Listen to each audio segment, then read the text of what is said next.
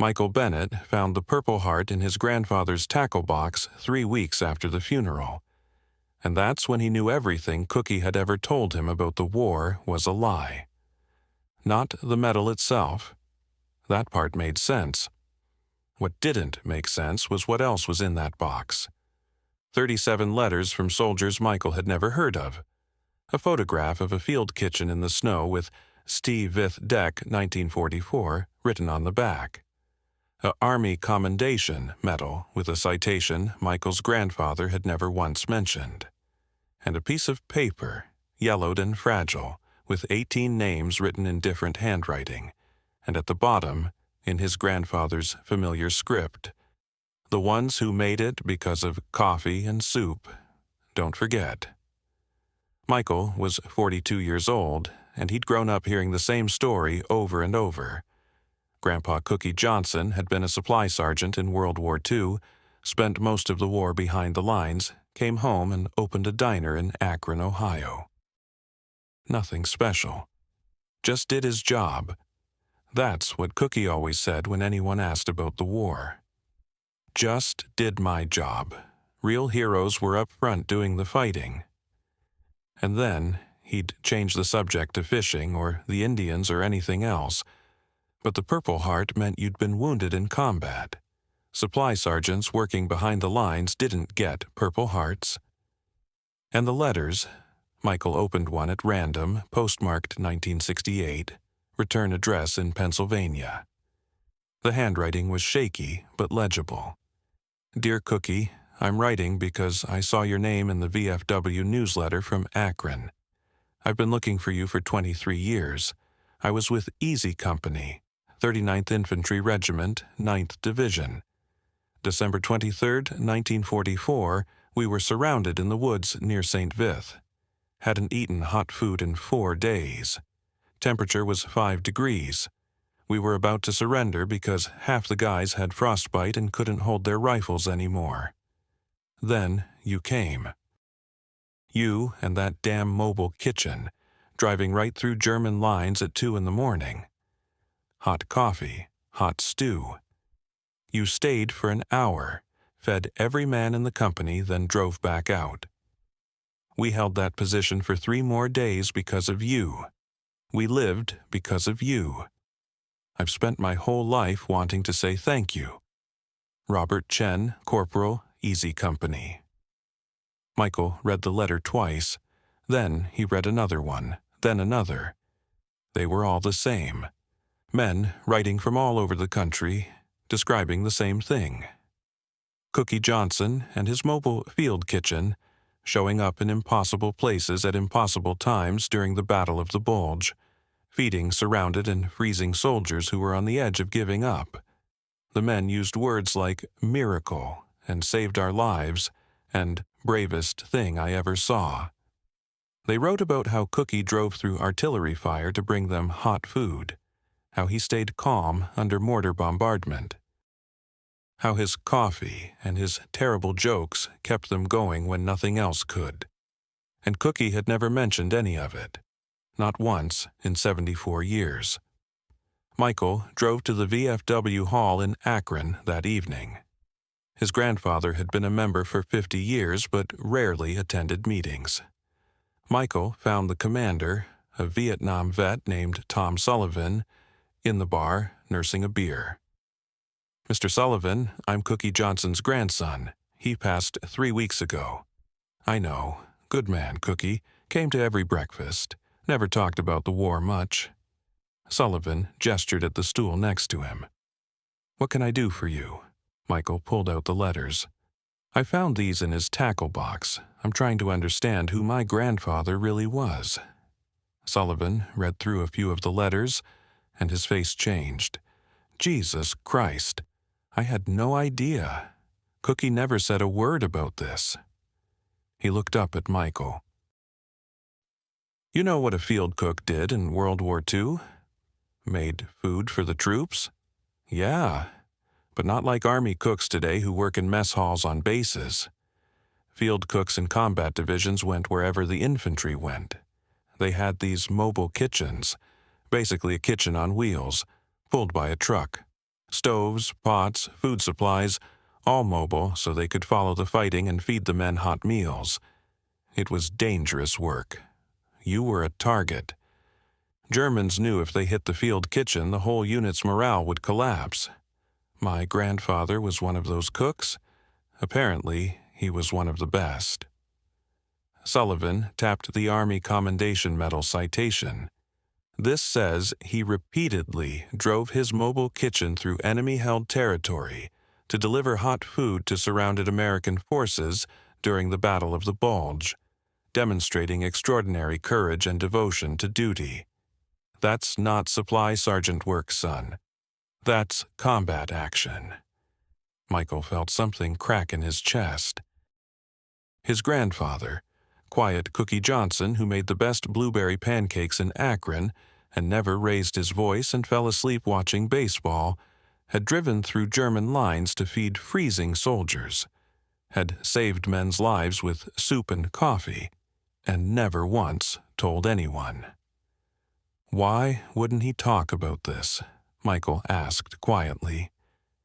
Sullivan shrugged. Some guys don't.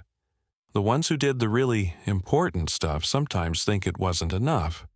Or they don't want to relive it. Or they figure nobody would understand. He handed the letters back. You should talk to the 9th Division Association. They have reunions. Somebody there might remember Cookie. Michael found the 9th Infantry Division Association website that night, posted a message on their forum. Looking for anyone who served with Sergeant William Cookie Johnson, Field Kitchen, 9th Division, Battle of the Bulge. He passed recently and I'm trying to learn about his service. Within 24 hours, he had 17 responses. The first call came from a man named Edward Walsh in Florida. He was 93 years old, and his voice was thin but clear. Your grandfather saved my life, he said without preamble. December 22, 1944. I was with King Company, 47th Infantry. We'd been cut off for 3 days near St. Vith. No supplies, no hot food, temperature dropping below zero every night. Half my squad had frostbite. We were talking about surrendering because we literally couldn't fight anymore.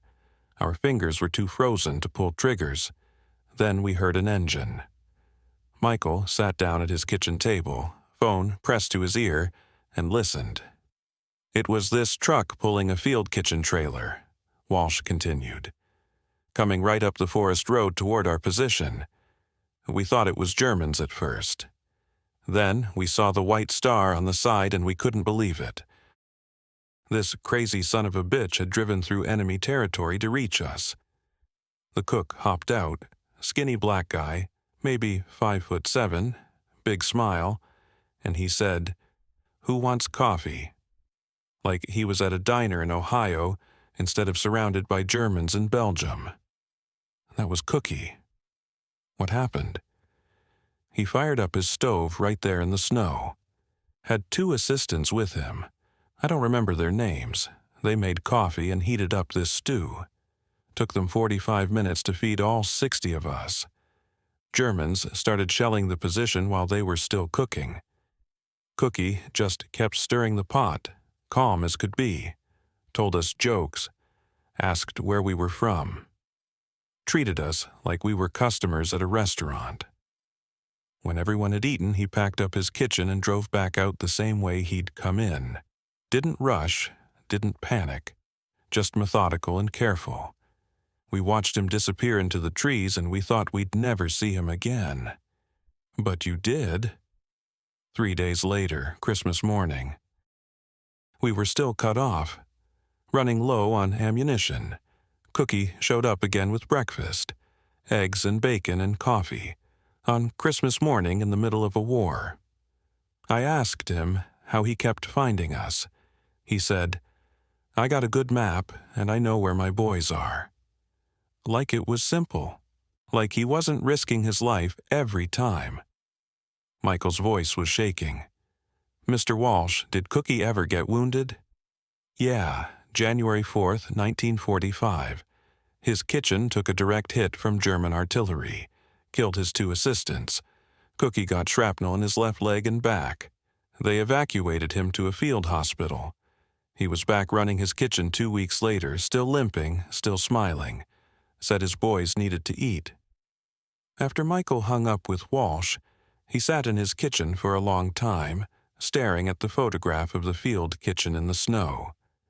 His grandfather, Cookie Johnson, had driven through German lines repeatedly during the worst winter of World War II to feed freezing soldiers, had lost his assistance, had been wounded, had kept going anyway, and he'd come home and opened a diner on Market Street in Akron and made blueberry pancakes for 50 years without ever mentioning that once, during the coldest December in recorded European history, he'd been the difference between American soldiers living or dying.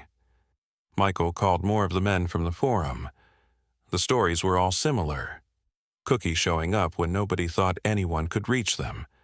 Cookie staying calm under fire. Cookie's terrible jokes and his steady hands, and his refusal to leave until everyone had been fed. A lieutenant named James Morrison told Michael that Cookie's kitchen had become a kind of legend in the 9th Division. If you were cut off or surrounded, you'd tell your men, Cookie will find us. And somehow, he always did. Nobody knew how. He had this sixth sense for where troops needed him most, and he never said no. If a unit was in trouble, Cookie would find a way to reach them. "Why did you call him Cookie?" Michael asked. That's what everyone called him. His real name was William, but nobody used it.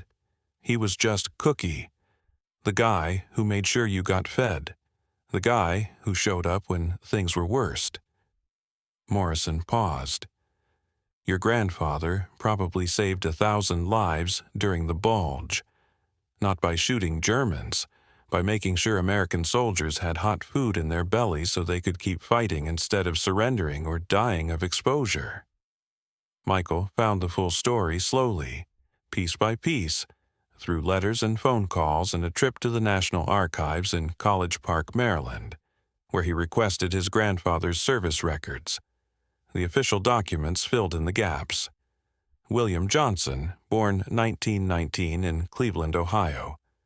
Enlisted in the Army in 1942 after his younger brother was killed at Guadalcanal. Assigned to the 9th Infantry Division as a field cook. Shipped to England in 1943. Landed in Normandy in June 1944, 3 weeks after D-Day. Followed the 9th Division across France and into Belgium. The records showed that Cookie's mobile kitchen unit was attached to the 39th Infantry Regiment. During the Battle of the Bulge, when German forces launched their massive surprise offensive through the Ardennes Forest on December 16, 1944, the 9th Division was positioned near Monschau and St. Vith on the northern shoulder of the German attack. They were immediately hit hard by German forces trying to widen the breakthrough. American units were scattered, surrounded, cut off from supplies. The weather was brutal, the coldest winter in 50 years. Snow and fog grounded Allied aircraft, so there was no air support and no supply drops. Men were freezing, starving, running out of ammunition. And Cookie decided that his job was to find those men and feed them. The citation for his Army Commendation Medal provided some official detail. Sergeant Johnson repeatedly demonstrated extraordinary initiative and courage by driving his mobile field kitchen through enemy-held territory to deliver hot food to surrounded American forces. Between December 21, 1944, and January 7, 1945, Sergeant Johnson made 32 separate runs to isolated units, traveling at night through areas under German control, often under direct enemy fire. His actions provided critical sustenance to over 2,000 soldiers and significantly improved morale during the most difficult period of the Ardennes campaign. Sergeant Johnson was wounded by enemy artillery on January 4, 1945, but returned to duty within 2 weeks. 32 runs, 2,000 soldiers.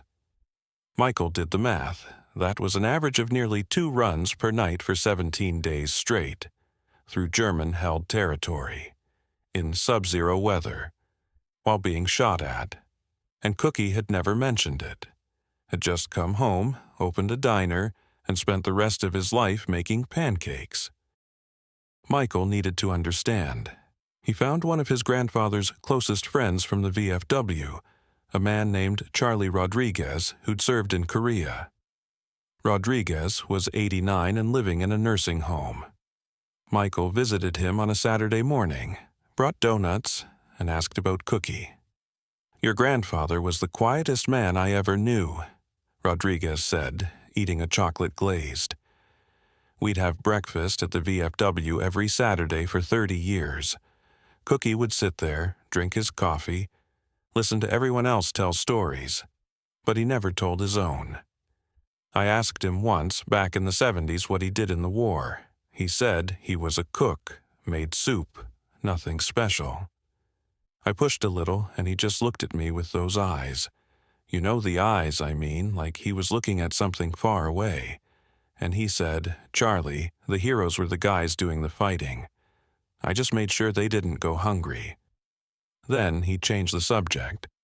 'But he did more than that,' Michael said. 'I've been talking to men he saved. They say he drove through German lines to feed them, that he risked his life over and over.' Rodriguez nodded slowly. 'That sounds like Cookie.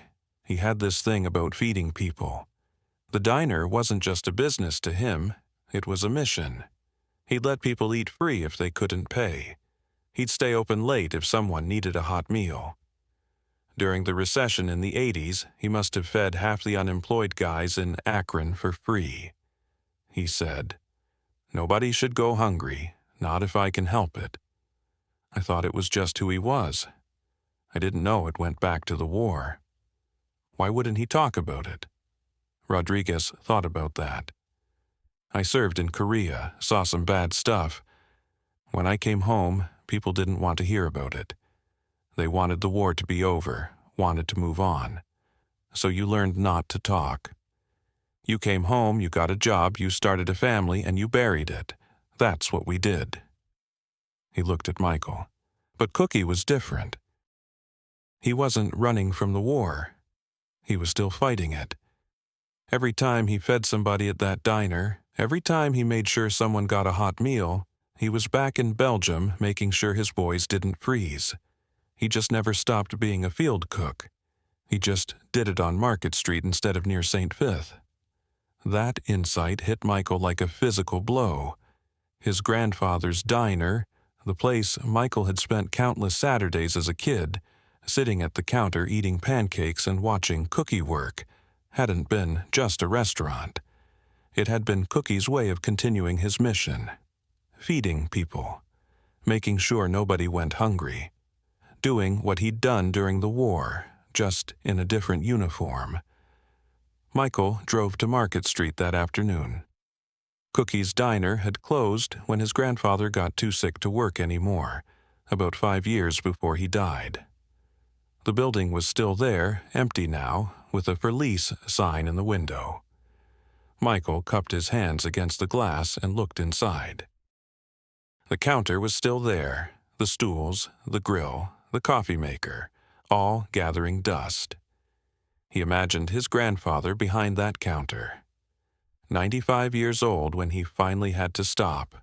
Still flipping eggs, still making coffee, still greeting every customer with a smile, still making sure people got fed. And he imagined that same man, 55 years earlier, standing in the snow in Belgium next to a mobile kitchen, stirring a pot of stew while German artillery screamed overhead, making sure his boys got a hot meal because that's what kept them alive. Michael started crying standing there on Market Street, looking through the window of his grandfather's empty diner, finally understanding what Cookie's life had meant. He organized a memorial service for Cookie at the VFW Hall 3 months after the funeral. Put out word through the 9th Division Association, through veteran forums, through every contact he'd made. He didn't know if anyone would come. After all, Cookie had been dead for months, and most of the men who'd served with him were in their 90s or already gone. 43 people showed up. Some came in wheelchairs. Some used walkers. Some drove themselves, hands shaking on the steering wheel because they wanted to be there. They were old men now, in their 90s, but Michael could see the soldiers they'd once been. They came from Pennsylvania and Florida and California and Maine. They came because Cookie Johnson had fed them in Belgium in December 1944, and they'd spent 75 years wanting to say thank you. Edward Walsh spoke first. He was 93 now, thin and frail, but his voice was steady. "I told Michael on the phone, but I want to say it here where everyone can hear. Cookie Johnson saved my life." December 22, 1944. I was with King Company and we were cut off near St. Vith. We were talking about surrender because we couldn't fight anymore. We were frozen, starving, broken. Then Cookie showed up with hot coffee and hot stew, and he stayed there in the snow while Germans shelled us, and he made sure every man got fed. After he left, our lieutenant said, "If Cookie can drive through German lines to bring us soup, we can hold this position." And we did. We held for 3 more days until relief came. I lived to come home, get married, have 4 kids and 11 grandchildren. All because a field cook named Cookie Johnson decided we were worth risking his life for. James Morrison spoke next.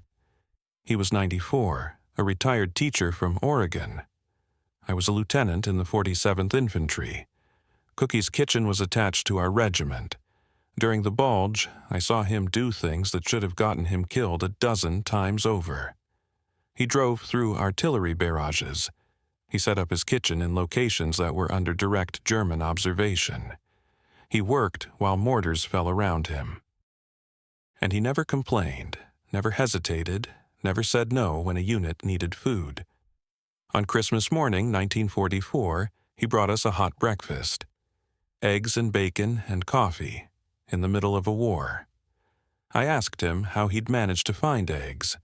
He just smiled and said, "I got connections." That was Cookie. Always finding a way. One after another, the old soldiers stood and told their stories. About Cookie showing up when they needed him most. About his calm under fire. About his terrible jokes that somehow made frozen men laugh. About the way he treated every soldier like he was personally responsible for keeping them alive. About how his mobile kitchen became a symbol of hope. If Cookie could reach you, you could survive. A man named Robert Martinez stood up, leaning heavily on a cane. I was one of Cookie's assistants. I helped him run that kitchen from November 1944 until I got wounded in January. I watched him work under conditions that should have been impossible. -10 degrees. Snow 2 feet deep.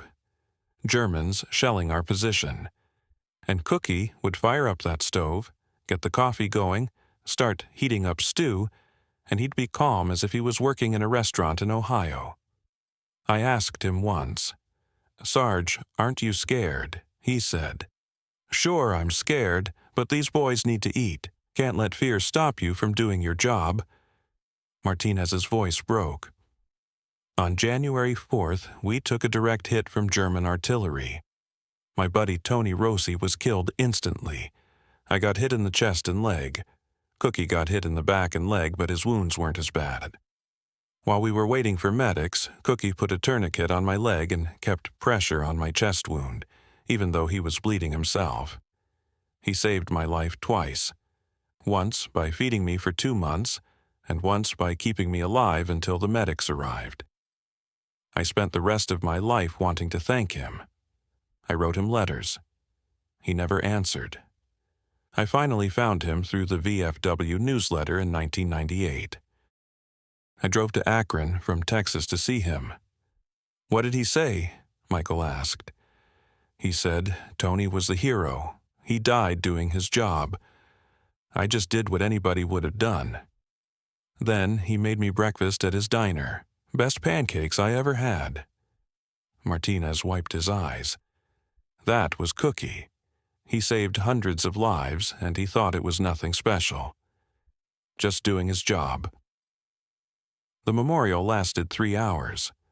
Michael had set up a table with the letters, the photographs, the medals. The old soldiers gathered around it, pointing at pictures, recognizing faces from 75 years ago. One photograph showed Cookie standing next to his mobile kitchen in the snow, wearing his helmet and a heavy coat, holding a ladle and smiling. He looked young and thin and impossibly alive. The men stared at that photograph for a long time, remembering. At the end, Michael stood up to speak. He'd prepared a speech but found he couldn't deliver it. Instead, he just told the truth. I grew up thinking my grandfather was just a guy who ran a diner. He made good pancakes. He was quiet. He didn't talk about the war. I loved him, but I didn't think his life was anything special. I was wrong. Michael's voice broke. My grandfather saved your lives during the worst winter of World War II, and then he came home and spent the rest of his life still saving people, one hot meal at a time. He fed the unemployed during the recession. He kept his diner open late for night shift workers who needed coffee. He never turned anyone away who was hungry. I thought he was just being nice. Now I understand he was still fighting the war, still making sure his boys got fed, still doing his job. I wish I'd known, Michael continued. I wish I'd asked him about this. I wish I'd told him I understood what he did. But he wouldn't have wanted that. Because to him it wasn't heroic, it was just his job. Feed the troops, keep them alive. Don't let anyone go hungry. That's what field cooks did. That's what he did for 50 years after the war ended. And I'm so proud that William Cookie Johnson was my grandfather. The old soldiers stood and applauded.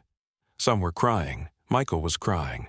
And somewhere, he hoped Cookie Johnson was smiling that quiet smile and saying, "It was nothing special, just did my job." After everyone left, Michael sat alone in the VFW hall and looked at the photograph of Cookie standing next to his kitchen in the snow. His grandfather had been 25 years old when that picture was taken. Young, thin, probably scared out of his mind, but doing it anyway because men needed to eat. Because that was his job. Because somebody had to do it and he'd volunteered. Michael thought about all the questions he'd never asked. About the 32 runs through enemy territory. About what it felt like to drive through German lines at night. About the soldiers who died despite everything Cookie did to save them. About the 2 assistants killed by artillery. About the shrapnel wounds and the nightmares, and the weight of keeping 2,000 men alive with nothing but soup and coffee and determination. He thought about the diner on Market Street and all the people Cookie had fed there, the unemployed, the homeless, the night shift workers, the lonely old men who needed a place to have breakfast and someone to talk to. All of them Cookie's boys in a way. All of them getting fed because Cookie Johnson believed that nobody should go hungry. Not if he could help it. And he thought about how his grandfather had carried all of this, the war, the deaths, the weight of all those lives, without ever once asking for recognition or thanks. Had just come home, opened a diner, and kept doing the same thing he'd done in Belgium, feeding people, making sure they had something hot to eat, doing his job. The Army Commendation Medal citation had said, Cookie provided critical sustenance to over 2,000 soldiers. But that wasn't the whole story. He'd provided hope. He'd provided proof that somebody cared.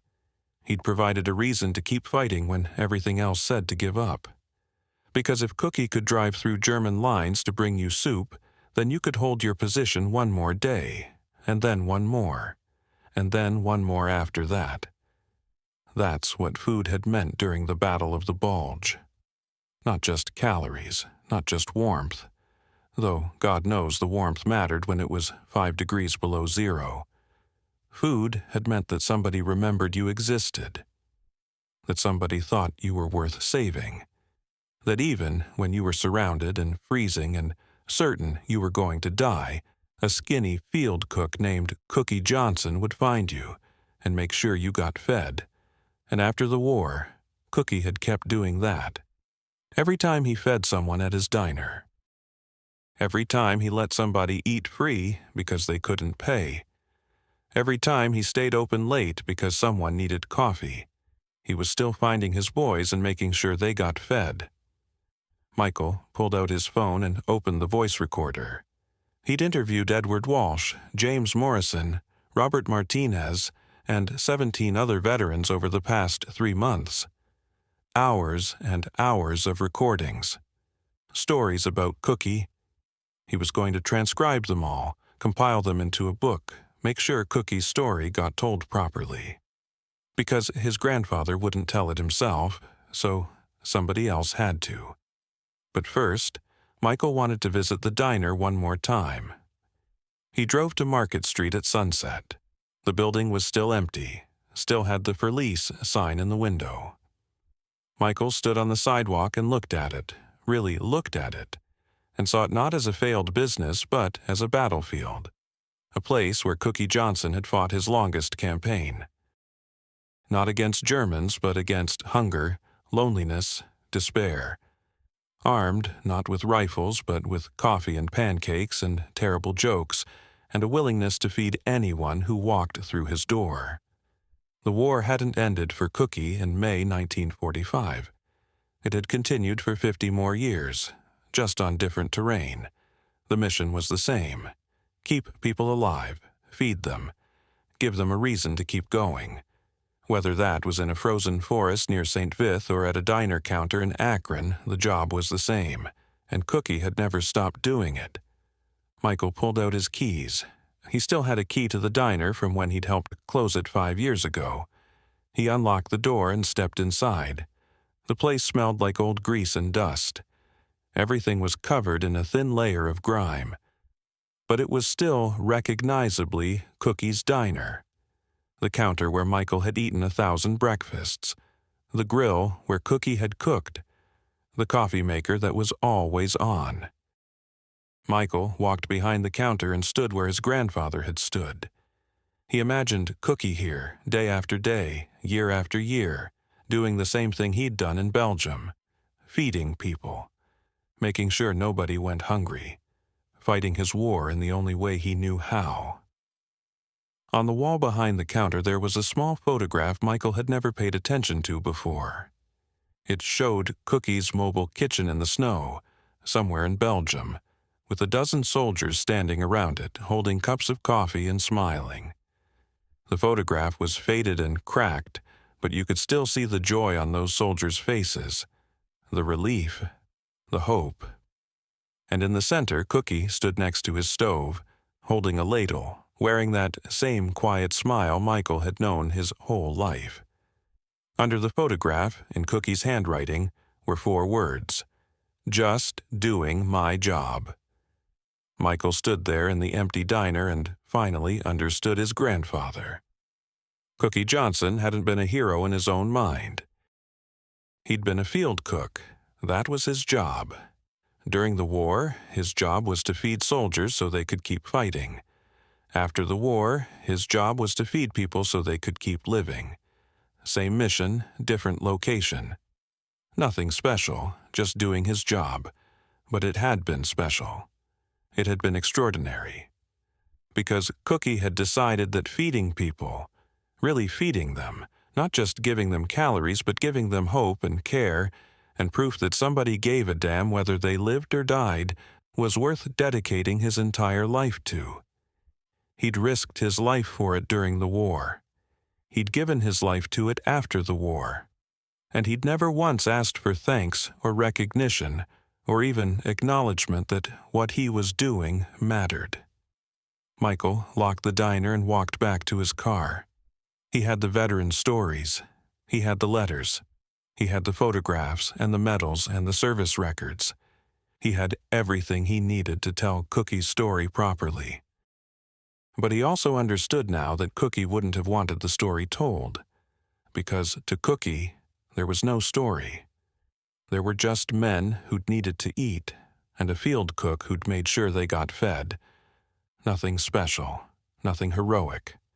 Just a job that needed doing, and somebody had to do it. That's what made it heroic. Michael drove home thinking about legacy, about how the men Cookie had saved during the Bulge had gone on to live full lives, marriages and children and careers and grandchildren, all because a field cook decided they were worth driving through German lines for. About how the people Cookie had fed at his diner for 50 years had gotten a hot meal when they needed it most, had felt cared for when they felt forgotten, had found hope in a cup of coffee and a plate of pancakes. About how his grandfather had saved the world quietly, one meal at a time, without ever asking for credit or recognition. That night, Michael sat down at his computer and started writing. Not a book about World War II heroism, not a story about the Battle of the Bulge, but a simple record of what Cookie Johnson had done, in his own words and the words of the men whose lives he'd saved. He titled it, "Just Doing My Job, The Story of Field." Cook William Cookie Johnson. The first sentence was, "Some heroes carry rifles. My grandfather carried a ladle." Michael wrote for 3 hours straight, tears streaming down his face, finally understanding what his grandfather's life had meant. Cookie Johnson had decided that feeding people, really feeding them, body and soul, was worth dedicating everything to. And he'd done it quietly, humbly, without fanfare or recognition, for 70 years. In Belgium, during the winter of 1944-45, Cookie had kept 2,000 soldiers alive by bringing them hot food when they were freezing and starving. After the war, he'd kept feeding people for 50 more years at his diner in Akron. Same mission, same dedication. Same quiet determination that nobody should go hungry, not if he could help it. The men Cookie fed during the war had children and grandchildren who existed only because a field cook decided to drive through German lines with soup and coffee. The people Cookie fed at his diner had gone on to live their lives, get through hard times, survive because somebody cared enough to make them breakfast. And Cookie had done it all without ever once thinking he was anything special. That was the real story. Not just what Cookie had done, but how he'd done it. Without ego, without pride, without needing anyone to know, just quietly, methodically, day after day, year after year, making sure people got fed because that was his job and somebody had to do it. Michael finished writing at midnight. He saved the document, printed it out, and put it in a folder with all the letters and photographs and service records. Tomorrow, he'd start the process of getting it published, or at least printed up for the veterans and their families. Cookie's story needed to be told, even if Cookie himself would have said there was nothing to tell. Before he went to bed, Michael looked at the photograph one more time. Cookie standing next to his mobile kitchen in the snow near St. Vith, December 1944. 25 years old, smiling despite everything, holding a ladle like it was a weapon, ready to feed his boys no matter what it took. "Thank you, Grandpa," Michael whispered to the photograph. "For everything, for saving those men, for feeding all those people, for showing me what it means to serve. I understand now. I finally understand." He didn't know if Cookie could hear him wherever he was, but Michael hoped that somehow his grandfather knew that his story had been told, that the men he'd saved had come to honor him, that his grandson finally understood what just doing my job really meant, because Cookie Johnson had saved the world one hot meal at a time, 32 runs through enemy territory, and 50 years behind a diner counter, all without ever thinking he was doing anything special. That was the greatest heroism of all. 6 months later, on a cold December morning, the anniversary of the Battle of the Bulge. Michael stood in front of Cookie's grave with 47 people. Veterans who'd been too sick to make the memorial had sent their children and grandchildren. The men who'd made it to the memorial had come back, some for the last time. They stood in the cold, old men remembering younger days, and paid their respects to the field cook who'd saved their lives 75 years ago. Michael had brought a copy of the book he'd written. It wasn't published yet. The process was slow, but he had a printed proof copy. He'd also brought something else, a stone from Belgium. He'd traveled there 2 months ago, found the forest near St. Vith, where the 9th Division had fought, and picked up a small piece of Belgian stone. He placed it on Cookie's grave now, next to the flowers the veterans had brought. "Grandpa," Michael said, "I went to Belgium. I walked in the forests where you drove your kitchen. I tried to imagine what it was like. The snow, the cold, the Germans all around. I couldn't, but I understood something else. Those forests are beautiful now, peaceful, full of life. That's because of what you did. You and everyone who fought there. You kept those soldiers alive, and they won the war, and now those forests are peaceful." He held up the book. "I wrote your story. The men whose lives you saved told me what you did. They wanted the world to know. I know you wouldn't have wanted that. You would have said you were just doing your job, but Grandpa, it was more than that. You saved lives. You gave hope. You showed us what it means to serve. And you kept serving for 50 years after the war ended, feeding people at your diner, making sure nobody went hungry." Michael's voice broke. "I wish I'd understood this while you were alive. I wish I'd asked you about the war. I wish I'd told you I was proud of you, but you probably wouldn't have wanted that either. You'd have just changed the subject and made me pancakes." The veterans nodded, smiling through their tears. That was exactly what Cookie would have done. Edward Walsh stepped forward, leaning heavily on his walker. "Cookie, I'm 93 years old now. I've had a good life. 4 kids, 11 grandchildren, 3 great-grandchildren. I got to see the world, build a career, grow old with the woman I loved. I got all of that because you drove through German lines to bring me hot coffee on December 22, 1944. I've spent 75 years wanting to thank you. So thank you, Sergeant Johnson. Thank you for saving my life. Thank you for caring whether we lived or died. Thank you for showing us what courage looks like." One by one, the others spoke, saying thank you, sharing memories, telling Cookie, telling Michael, what that hot food had meant during the coldest winter of their lives, how it had kept them alive, how it had given them hope, how Cookie's calm presence and terrible jokes and determination to feed them had made them believe they could survive. When everyone had spoken, they stood in silence for a long moment. Somewhere in the distance, a church bell rang. It was exactly 11 a.m., the 11th hour of the 11th day of the 11th month, Veterans Day, when Americans were supposed to remember those who served. Michael thought about the irony. Cookie Johnson had spent his whole life trying not to be remembered as a veteran, trying to just be a cook, a diner owner, a regular guy, but the men standing around his grave wouldn't let him be forgotten. Couldn't let him be forgotten.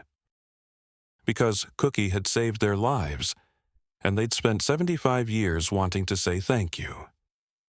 As the group dispersed, walking slowly back to their cars through the cold December morning, Michael stayed at his grandfather's grave for a few more minutes. He touched the Belgian stone he'd placed there, connecting Cookie to the battlefield where he'd fought his war. "I understand now, Grandpa," Michael said quietly. "You didn't stop being a soldier when you came home. You just changed weapons. Instead of keeping men alive so they could fight, you kept people alive so they could live. Same mission, same dedication. You were still Cookie the field cook, making sure your boys got fed. You just did it for 50 more years on Market Street instead of near St. Vith. Michael stood up, his knees stiff from the cold. I'm going to reopen the diner, Grandpa. I talked to a bank, got a loan, I'm calling it Cookie's Diner again. And I'm going to run it the way you did. Feed people who need feeding. Don't turn anyone away who's hungry. Make sure the coffee's always hot. Because that's what you do. That's what a good field cook does. He makes sure his boys get fed. Michael walked back to his car, where his wife and kids were waiting. His teenage daughter asked, "Dad, why did all those old men come?" "Because your great-grandfather saved their lives during World War II. He was a field cook. He made sure they got hot food when they were freezing and starving. That's all? He just fed them?" Michael thought about how to explain it. How do you tell a 16-year-old that feeding people during war isn't just anything? That keeping soldiers alive with soup and coffee when they're surrounded and freezing is as heroic as charging a machine gun nest? Your great-grandfather believed that everyone deserves a hot meal, Michael said finally. During the war, he risked his life to make sure soldiers got fed. After the war, he spent 50 years making sure people in Akron got fed. He saved hundreds of lives with food. That's not just anything, honey. That's everything. His daughter thought about that. So he was a hero? He was. But he'd never admit it. He'd say he was just doing his job. That's kind of heroic too, his daughter said quietly. Doing something important and not needing everyone to know about it. Michael smiled. She understood. Cookie would have liked that. As they drove away from the cemetery, Michael looked back one more time at his grandfather's grave, at the Belgian stone marking the connection between past and present, between battlefield and diner counter, between the young soldier in the snow and the old man making pancakes. Cookie Johnson had saved the world one meal at a time. That was his legacy. That was his mission. That was his war. Fought quietly and humbly for 70 years. Just doing his job, nothing special, everything that mattered.